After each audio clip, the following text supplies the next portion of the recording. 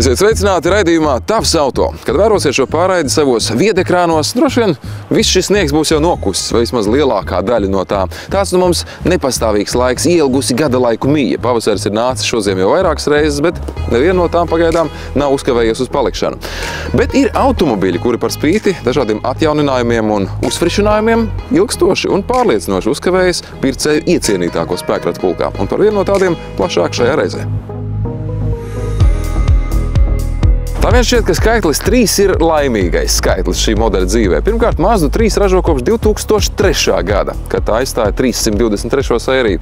Otrkārt, šī ir aktuālā 3. paudze. Un treškārt, Mazda 3 ir arī 3. Mazda modelis, kurā izmantota Kodo dizaina valoda. Iepriekš tā bija izmantota CX-5 un Mazda 6 modeļos.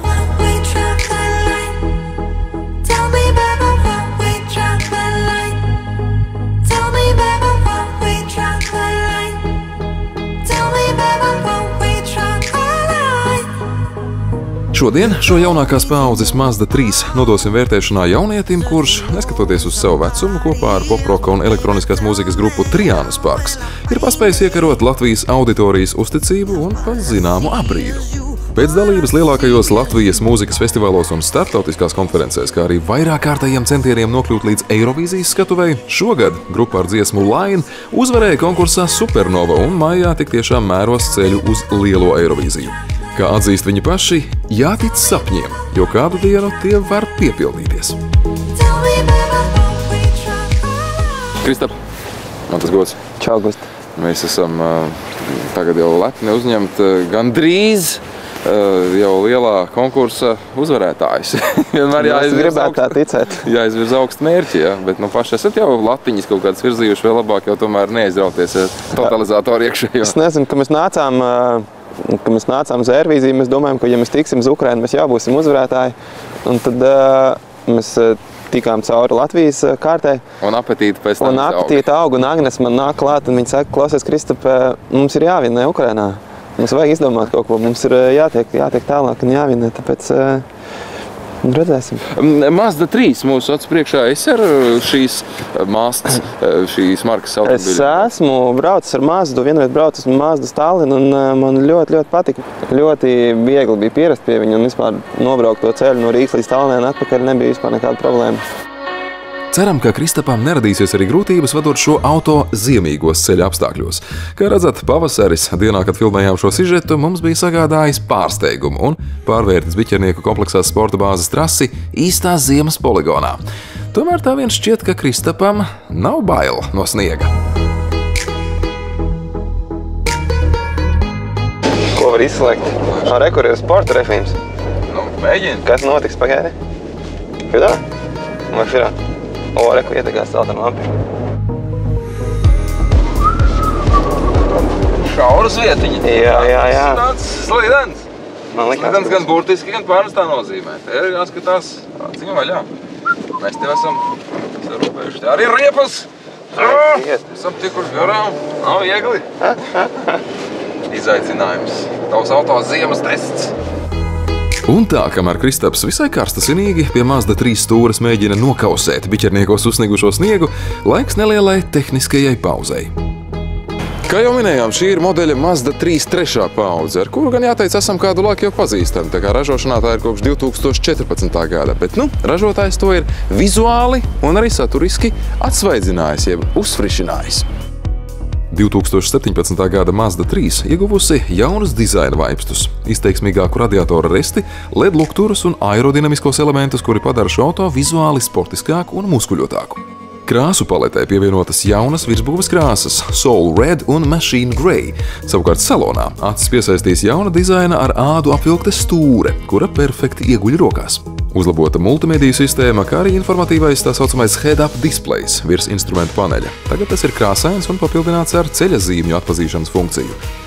Runājot par tehniku, atjaunotajai Mazda 3 ir uzlabota MacPherson priekšējā un daudzsviru aizmugurējā piekare, padarot tās regulējumu daudz komfortablāku, samazinot ceļa radītās vibrācijas, tajā pašā laikā saglabājot stūres precizitāti un sportisko vadāmību. Kā arī šis ir pirmais modelis, kurā Mazda uzstādījusi G-Vectoring Control sistēmu. Tā pielāgo dzinēja griezi, optimizējot slodzi uz katru riteni un tādējādi nodrošinot vēl precīzāku vadāmību. Sky Active dzinēju paletē pieejami motori ar jaudu no 100 līdz 165 dzirkspēkiem, un jaudīgāko no tiem iespējams papildināt ar iLoop bremžu enerģijas reģenerācijas sistēmu.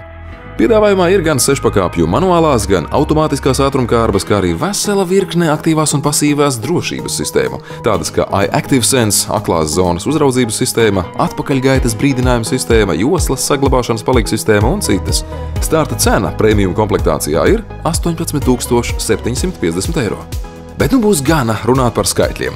Atgriezīsimies pie mūsu viesa, kurš biķernieku trases līklošos iemēģina 2017. gada Mazda 3. Tu esi tāds naskais, jā, autobraucējs. Velc tev par Triānas parkas tūras vīru izraudzību. Kaut kas jau ir to ātrumu, viņš jau, piešķir asumu. Vai tas nozīmē, ka dzīvē trūkst asumā, vai tas nozīmē, ka vienkārši cilvēks ir tāds asāks pēc dabas un viņš visur to izpauž kā ir ar tiem? Vienkārši tas tāds, man liekas, ir kaut kāds iedzimts vēlme, dabīgi tāda. Tu īsti pat vienkārši tik līdz tev ir kaut kāda iespēja, tas ir uz trases vai tas ir ceļā. Tu viņu kaut kā gribi izpaust, bet labāk ir, ja tu spēj kontrolēt šo te vēlmi un tu vari kaut kādus brīžus adekvāti izvērtēt, tas ir jādara vai tas nav jādara. Vai tu mīli fotoradarus? Man ir īpaši mīlestība pret vienu fotoradaru, kas atrodas uz Dienvidu tilta, bet tā vispār es ar viņiem labi spēju sadzīvot. Man pašam ir bijis, kad es dabūju tikko no viena fotoradara 7 laikam sodus, par ko es nevēlos runāt. Bet tas nav tāpēc, ka es esmu ātrs braucējs vai kaut kāds pārgalvīgs. Vienkārši nomērījās zīme no 70 uz 50. Un automātiski bija pāriestatīts fotoradars tajā vietā, tas bija Dienvidu tilta. Un, protams, es braucu mājas pa tiltu katru dienu. Un tad bija viens rīts, kad es pamodos un es atveru telefonu, skatos, man ir 3 jaunas īsziņas. Ok, es skatos pirmā īsziņa, jums ir tur CSN pārkāpums, tur protokola numurs, blablabla. Ok, fotoradars skaidrs, lasu otrī ziņā. Kāds apsveic varbūt? Nē, CSN pārkāpums, protokola numurs, fotoradars, labi, ok. Trešā īziņa. Tāds, protams, nebija priecīgs. Paiet 15 minūtes, vēl viena īziņa. Un tagad man ir īpašas attiecības ar to fotoradaru, un viņi katru reizi pasveicina, kā es braucu garām.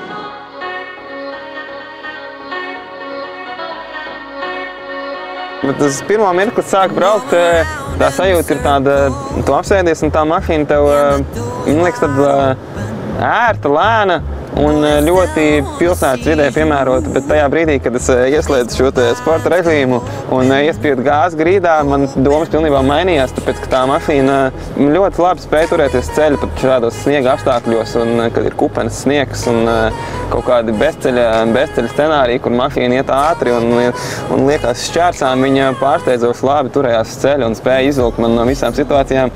Jā, bet baigi labs šitais. Man nelikās, ka es varu tā braukt, un tā Mazda man dod iespējas vienkārši to, jo ar savu Škodiņu man tā nesanāk. Viss, kas man jādara, ir jāgriežas tā stūri, bet pārējo visu mašīnu pat izdara. Vienkārši man viss likās tik ērti, kad man pat īsti nav pie kā piesieties, un man neliekas, ka man vajadzētu kaut ko savādāk, vai vajadzētu stūri augstāk vai zemāk. Es vienkārši apsēdos un tā mašīna pielāgojās man. Par tā mašīnai vajag atpazīt ceļa zīmes, atpazīt gājējus, ar kamerām filmēt visu priekšā pakaļā un stāstīt tev, ka tev ir 3 pīkstieni akurāt palikuši līdz automašīnas novietošanai. No šīm visām, ko tu nosauci, es noteikti atbalstu. Es noteikti atbalstu. Ko tu uzplēsi ar saviem jautājumiem? Ļauj man pabraukt no tas bija tas, kas ir patiesi atbildes starvai no tevi šai brīdī. Normāli, vai es paklusēju? Jā, kas mašīnai svarīgs ir komforts, praktiskums, un es domāju, ka šīs te abas lietas savai mašīnai noteikti piemīt. Vai tā dzīvē tev no automobīļa, tomēr es domāju, ka arī praktiskumu kaut kādu gribas, nevis tikai sportiskumu vai caur. Jā. Bagāžnieks ietilpīgs, kas ir svarīgi ļoti cilvēkiem, kas daudz braukā ar mašīnām un daudz ved mantas. Piemēram, manā gadījumā tie ir mūzikas instrumenti, man ir svarīgi, lai es varu viņus nevis likt salonā.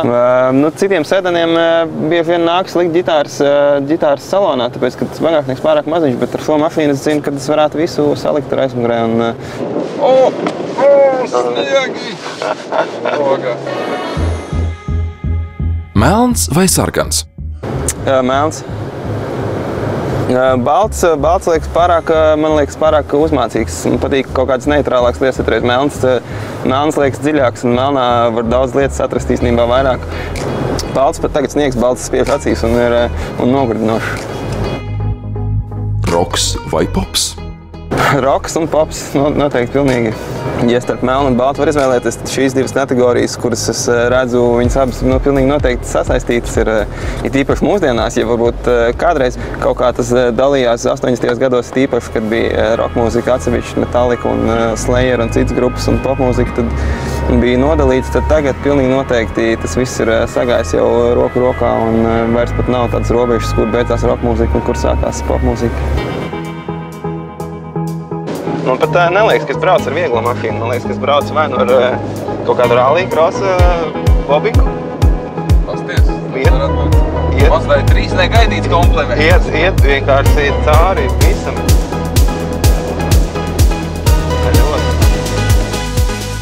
Kam piemērots šis auto? Dzimums, man liekas, kad nav svarīgs, lai gan sievietēm varētu patikt šis lielais spogulis, kas ir, viņš ir pielāgojams.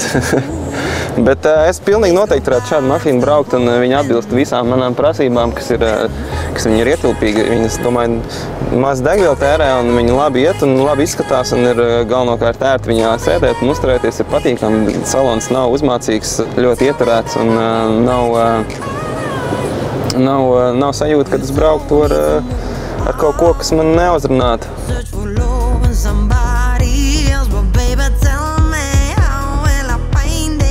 Šai reizē būs gana, atstāsim vietu un laiku citiem auto jaunumiem, citiem faktiem un emocijām nākamajos raidījumos Tavs auto. Un neaizmirstiet mums, protams, sekot Facebookā Tavs auto TV. Atā!